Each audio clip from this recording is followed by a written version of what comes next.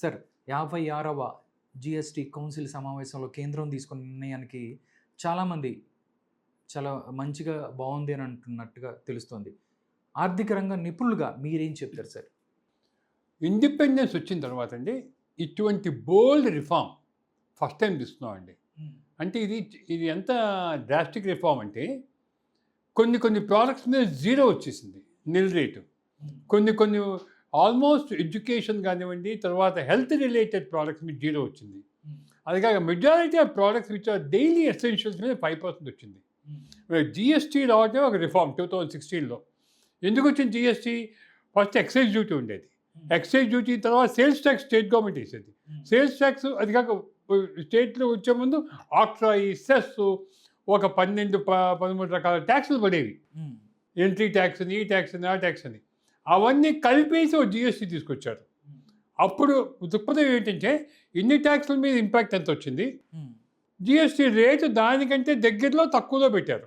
5 రకాల రేట్లు పెట్టారు, 18, 12, 28 ఇంకా ఆ విధంగా.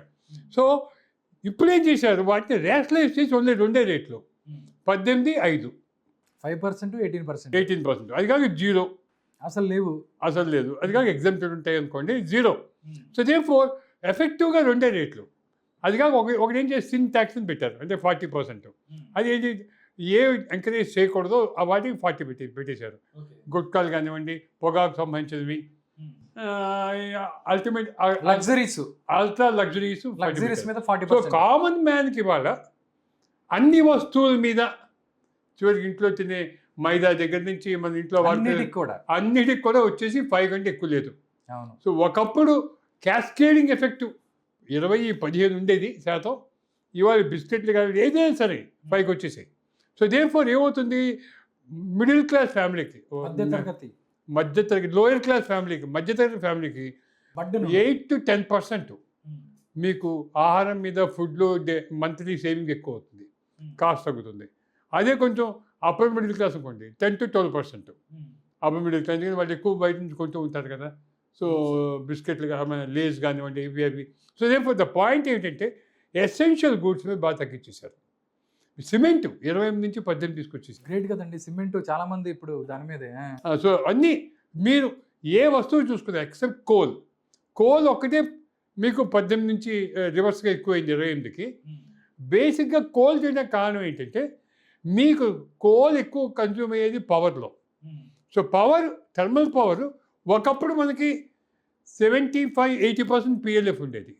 ఇప్పుడు థర్మల్ పవర్ 55-60కి వచ్చేసింది. Solar power, hydel power, non conventional energy ఎక్కువైపోయింది. అవును. సో ఈ మన రేటు ప్యారిటీ కోసం అని చెప్పి కోల్ పవర్ కొంచెం రేట్ పెంచితే అన్న సిస్టంలో సోలార్కి ఎక్కువ వెళ్ళిపోతారు. సోలార్ పవర్ బాగా తగ్గిపోయింది ఇప్పుడు రేటు. మీకు రూపాయలు సోలార్ ప్యానల్స్ చీప్ అయిపోయాయి. సో దేర్ఫోర్ మీ కాస్ట్ తగ్గిపోతుంది. సో సోలార్ పవర్ రావాలి, ఎన్వైరాన్మెంట్ యాంగిల్లో ఎంకరేజ్ చేద్దామని కోల్ ఒకటి పెంచారు. అది తప్ప మిగతావన్నీ తగ్గించేశారు. ఇది రియల్ రిఫార్మ్ అండి, ఎందుకంటే wonderful reform. Almost majority of important drugs అన్ని జీరో అయిపోయాయి మందుల మీద, అండ్ ఇన్సూరెన్స్ జీరో అయిపోయింది. అవును, ఆరోగ్యానికి సంబంధించి, ఇన్సూరెన్స్కి సంబంధించి సున్నా. దేర్ఫోర్ ఇది ఒక రివల్యూషనరీ. ఎందుకంటే ఇంత బోల్డ్ డెసిషన్ అంటే ఇవాళ తీసుకుంది కాదు, ఏ గవర్నమెంట్ కూడా తీసుకోలేదు, సెంట్రల్ గవర్నమెంట్ అంత ఏది చూసేది రెవెన్యూ ఫోర్గోయింగ్ కదా సార్. దీనికి చాలా నేపథ్యం ఉంది, దాని ధైర్యం కూడా కావాలి కదా సార్. ధైర్యం కావాలి, నేపథ్యం ఉంది. నేపథ్యం ఏంటంటే జిఎస్టీ వచ్చిన తర్వాత ఇనీషియల్గా మనకి 60,000 కోట్లు 70,000 కోట్లు కలెక్షన్. ఆ కలెక్షన్ 2 లక్షల కోట్లకి వెళ్ళిపోయింది. కారణం ఏమిటి, ట్యాక్స్ రేట్లు పెంచి కాదు, కాంప్రమైజ్ ఎక్కువైపోయింది. అని ఒకప్పుడు ట్యాక్స్ ఎగ్గొట్టేవాళ్ళు, ఇప్పుడు క్యాష్ సిస్టమ్ ఉండేది. ఎప్పుడైతే మనకి డిజిటల్ సిస్టమ్ వచ్చిందో, గూగుల్ పే, రూపేలు వచ్చాయో, డిజిటల్ పేమెంట్స్ వచ్చాయో, మీ ప్రతివాడు స్కాన్ కోడే కదా, ఎక్కడ పోయినా పే చేయటమే కదా. సో దేర్ఫోర్ ఈ విధంగా కాంప్రమైజ్ ఎక్కువ అయ్యేప్పటికీ మీకు ట్యాక్స్ కాంప్రమైజ్ ఎక్కువైంది. So these right time to do. 2 ఏళ్ళ నుంచి కోవిడ్ లేకపోతే కోవిడ్ టైంలో చేద్దాం అనుకున్నారు. అప్పుడు కోవిడ్ అవ్వగానే మొదలుపెట్టారు ఎక్సర్సైజ్.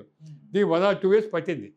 ఎక్కడెక్కడ ఏమేం చేయాలని అన్ని లెక్కలు వేసుకుంటూ మొత్తం ఇప్పుడు ఈ రెగ్యులేషన్ కూడా చాలా రీచ్ చేశారు, ఈజీగా రిజిస్ట్రేషన్ చేసుకోవటం అన్నీ కూడా. సో దేర్ఫోర్ మీకు రేట్ తగ్గి ఆ ప్రాసెస్ రిఫండ్ కూడా ఈజీ చేశారు. ఆ ప్రాసెస్ అయిపోతే మీకు అడ్వాంటేజ్ ఏమిటంటే కాంప్రమైజ్ ఎక్కువ అవుతుంది. కాంప్రమైజ్ ఎక్కువ అయితే రెవెన్యూ బయోన్సీ రావచ్చు. అది కాక సో అందుకని ఇవన్నీ లెక్క చూసుకుని కాంప్రహెన్స్ ఎక్కువైంది కాబట్టి జిఎస్టీ మనకి ఇన్కమ్ బాగా ఎక్కువైంది కాబట్టి 2 lakh crores వస్తుంది ఎవ్రీ మంత్ కాబట్టి అన్ని రాష్ట్రాలు కలిపి జిఎస్టీ. ఓకే. అందుకని దీన్ని హ్యాపీగా వాళ్ళు పెంచేశారు. ఓకే.